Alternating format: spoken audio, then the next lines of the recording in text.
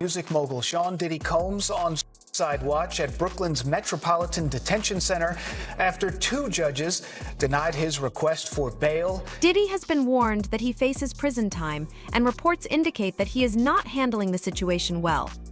There are concerns about his mental state. TMZ is reporting that due to his celebrity status and the allegations, this could bring unwanted attention from other inmates and be a threat to Diddy.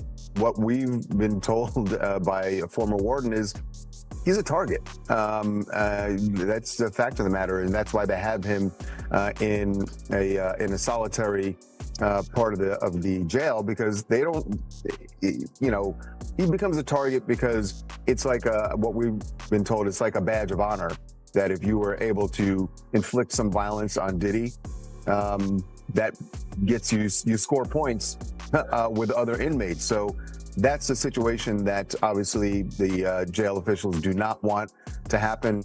Now it seems Diddy is in such deep trouble that escaping his situation is nearly impossible. There are fears that the elites who conspired against him might take his life, or he could end up spending the rest of his days in prison. Neither option is appealing to him. This dire outlook is why Gene Deal predicted some time ago that Diddy might consider taking his own life. And spend your life and your time helping men like yourself. Once you take care of your business and get on your knees and beg for Ms. Wallace's forgiveness for putting the notorious Big in that situation that he lost his life. However, new bombshells are emerging, suggesting that Diddy has a history of being a snitch. How do you know that Diddy was an informant and they wanted you to go more into detail about it? Can you do that? Well, see, if I'm in the car with Kirk Burrows and him and our driver, and we go down to 26 Federal Plaza, I know 26 Federal Plaza is the FBI office. All right? Now, what they went down there and what paperwork they took down there, I did not know until I found out later that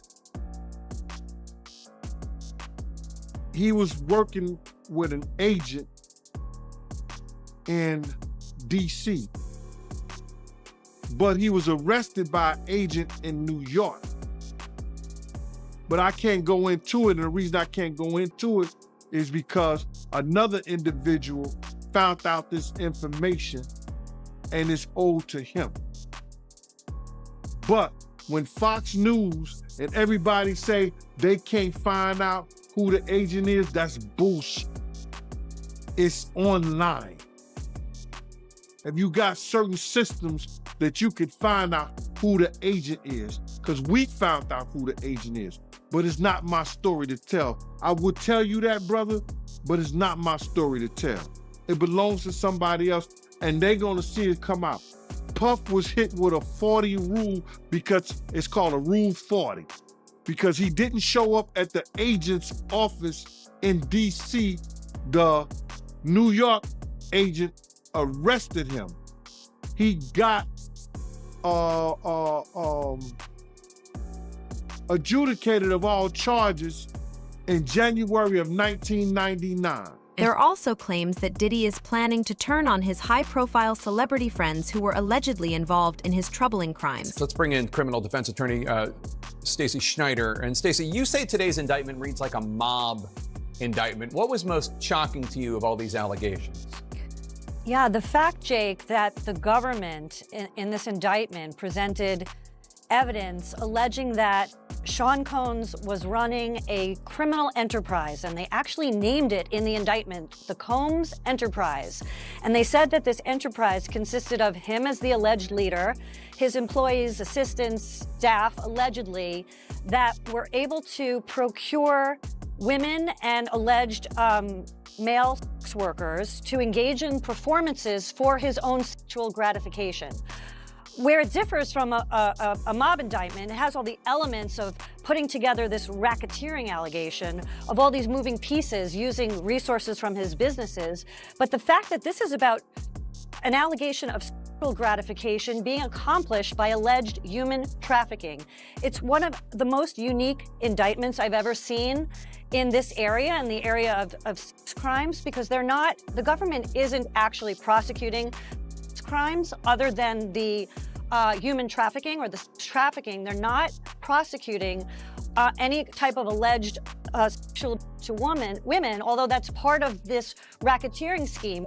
Given that he's the sole defendant in this case and that you allege he's part of a conspiracy that involves members of his companies, do you anticipate a superseding indictment that will bring allegations against other members of his companies or other co-conspirators as well? Again, I can't take anything off the table. Anything is possible. Our investigation is very active and ongoing.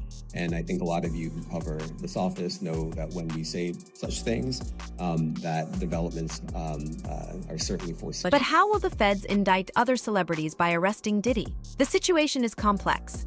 Part of the evidence seized from Diddy's mansion includes videotapes of his extravagant parties, which he allegedly recorded for blackmail purposes.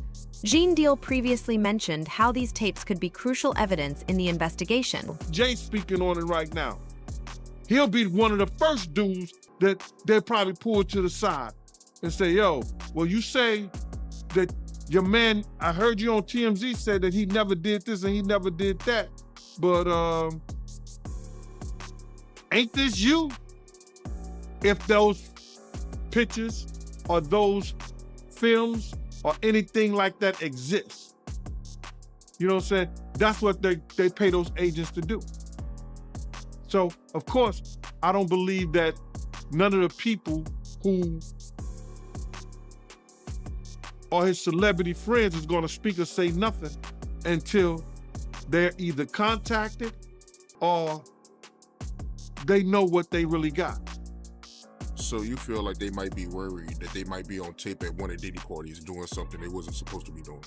This means that prominent figures like Jay-Z, Rick Ross, and Nas could all be facing scrutiny from prosecutors.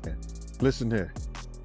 All those ones who made it to the Diddy party, to the after party, and to the hotel lobby, they not gonna ruin their brand. They not gonna say nothing. Man, I was watching the other day, listen to me. They did that, they on Channel 2 News here in New York. Gayle King and Nate and that other guy, they were talking about, they showed him beating Cassie, and they showed him the apology in the whole 9 yards. All they said is that we have commentary about that, but we got to go to a commercial. They never came back and said nothing about it. I was like, yo, damn. He still got power like that? Somebody still like him like that? Because you know he was running with Oprah and them. He was running with that whole crew. Weinstein, Oprah, Epstein, he was running with that whole crew. They want to know how we're going to do it, how the public is going to take him. Is the public going to let him back in? And the public is not. The public is already canceling him. Diddy has reportedly been placed on suicide watch, raising concerns for his well-being as he awaits trial in Brooklyn's Metropolitan Detention Center, MDC. Once a powerful music mogul, he was arrested earlier this week on serious charges, including sex trafficking and racketeering. MDC is known for being a tough environment, and many are questioning what this means for Diddy as he navigates his legal challenges. Combs has been denied bail in connection with the sex abuse and sex trafficking charges he faces. And as Les Trent reports, the music mogul who once traveled by private jet to all those mansions is now in a jail that is notorious for its bad living conditions. Music mogul Sean Diddy Combs spent his first night behind bars inside a facility that is being called hell on earth. The Metropolitan Detention Center in Brooklyn is notorious for its appalling living conditions and rampant violence. How bad is it inside this federal lockup? There have been 2 murders, 4 suicides, and numerous stabbings and lockdowns in recent years. It's so out of control inside that 4 federal judges are reportedly refusing to send any more prisoners here. Donald Trump's former fixer, Michael Cohen, spent a harrowing year in federal custody. He says for someone used to a life of luxury like Diddy, prison life is a severe shock. You have a desk, you have a plastic chair, you have your bed with a 1.5-inch mattress, no pillow, and you also have a locker. So you basically have 3 feet by 5 feet to move around. So you have a basic 15 square feet. It is a horrible, horrible place. Diddy's lawyers were so eager to keep him out of jail, they offered his palatial $48 million home in Miami Beach and his private jets as bail. Today, they are even offering to restrict female visitors to his homes, except for his mother, daughters, and the mothers of his children if he is released. They told the judge the jail he was being sent to is dreadful, dirty, inhuman, and an ongoing tragedy. Amid Diddy's ongoing legal troubles, an old video has resurfaced on social media featuring celebrities praising his infamous parties. In the clip, stars like Fat Joe and Nicole Richie discuss their experiences at Diddy's legendary bashes, which were known for their exclusivity and wild atmosphere. Call them modest get-togethers, others hedonistic romps. For the next 53 seconds, we'll take an in-depth look inside Diddy parties. Diddy once threw a party on a jet flying around the world. Now, it started on a Tuesday and somehow ended on the previous Sunday. I don't know how he did that. Now that I'm engaged, I've decided to slow down a little. 3 Diddy parties a week. Maybe 4. Well, not including the weekends. Well, I remember one day we went to this Diddy party. Well, what happened? Lil Jon forgot his pimp cup. Yep. D-Rock went to Diddy and asked if he had a pimp cup Lil Jon can borrow. And he had a whole bunch of pimp cups. He had a pimp set. It's hard to say which is more off the hook, a Diddy party or a Diddy after party, or a Diddy after party, which is basically a pre-party for the next Diddy party. The Diddy Party legend continues tonight at 8 p.m. 7 Central. Though all the celebrities in the video didn't share any juicy details, Diddy's parties have long been rumored to be extravagant, featuring only A-list guests.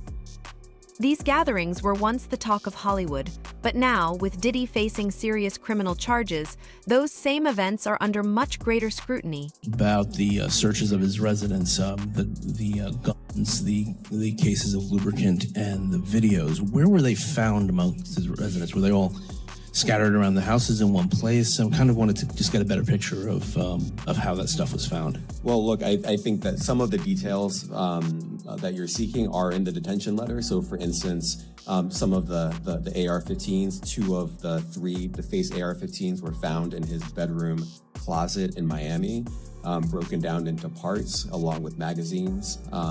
With ammunition loaded in them. So some of that detail is in the detention letter. Beyond that, I'm not going to be able to get into where other items were stored. But as more disturbing details about Diddy's alleged crimes come to light, the stories of his lavish parties take on a much darker tone. Reports indicate that Diddy hosted events referred to as freak-offs where women were allegedly coerced into participating. The indictment alleges that Combs threatened and coerced victims to get them to participate in the freak-offs. He used the embarrassing and sensitive recordings he made of the freak-offs as collateral against the victims. And the indictment alleges that he maintained control over the victims in several ways, including by giving and threatening to take away financial support or housing, by promising them career opportunities, by monitoring their whereabouts, and even by dictating their physical appearance. Because of all of this, the indictment alleges that the victims did not believe they could refuse Combs without risking their security or facing more abuse.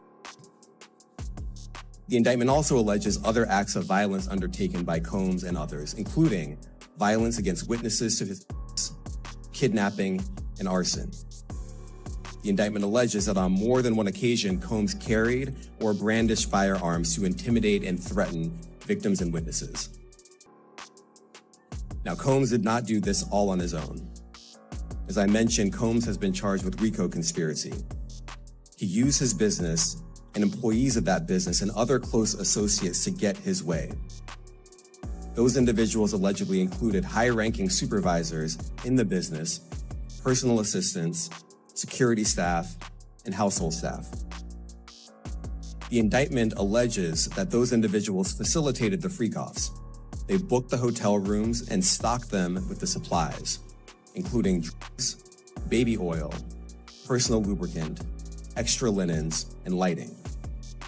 When the hotel rooms got damaged, they helped clean it up. They arranged for victims and commercial workers to travel for the freak-offs, and they delivered large quantities of cash to Combs to pay for the commercial workers. These freak-offs were reportedly meticulously orchestrated by Diddy, who allegedly used his power to intimidate and lure women into these situations. It is claimed that he would arrange for sexual acts, often recording them without the participants' knowledge. The accusations are chilling. These events allegedly lasted for days, with participants being given controlled substances to keep them compliant. Afterward, both Diddy and the women would reportedly receive IV fluids to aid their recovery, while his team cleaned up any evidence. A Department of Homeland Security agent involved in the raid on Diddy's home earlier this year compared him to Jeffrey Epstein, asserting that he was just as dangerous as the notorious figure.